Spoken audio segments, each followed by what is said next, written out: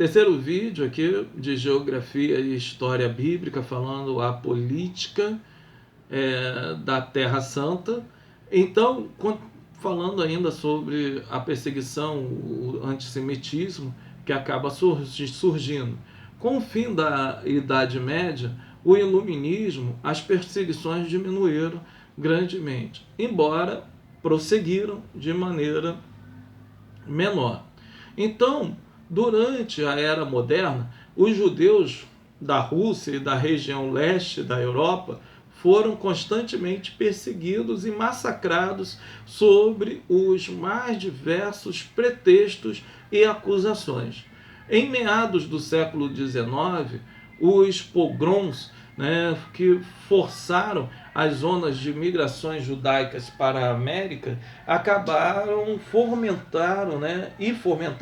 fomentando o surgimento dos primeiros movimentos sionistas, que eram movimentos religiosos que acabavam pregando o retorno de Israel para a sua terra. Depois desse movimento religioso, ele vai se tornar um movimento político defendido por algumas pessoas. Só que é bom, inclusive não judeus. Só que a ideia não era o sentido de dar uma terra para os judeus, mas de livrar os países dos judeus.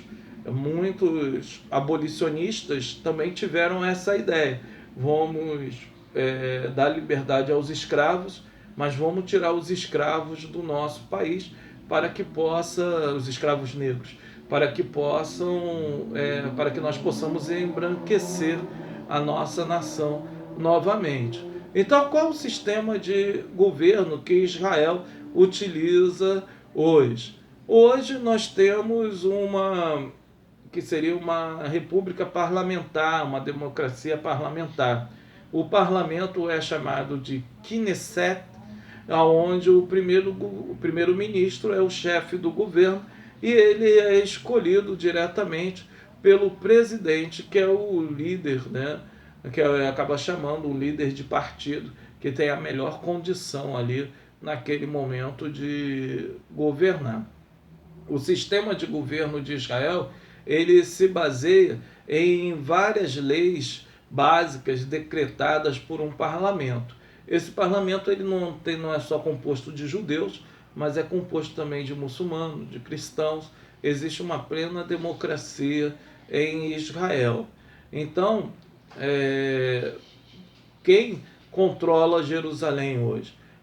Jerusalém hoje ela é controlada claramente por Israel, mas contudo teria de ser mediante uma política internacional, uma capital, com sentido mundial. Contudo, o sentido universal, perdão. Contudo, quando nós vimos a questão de Israel em 1948, ela recebe a soberania daquele local. E, ao sair do domínio do Reino Unido, esta região ela vai permanecer em uma guerra. E Israel acaba assumindo o controle. Um dos seus líderes, David Ben-Gurion, acaba declarando Jerusalém como capital eterna e indivisível de Israel em 1949.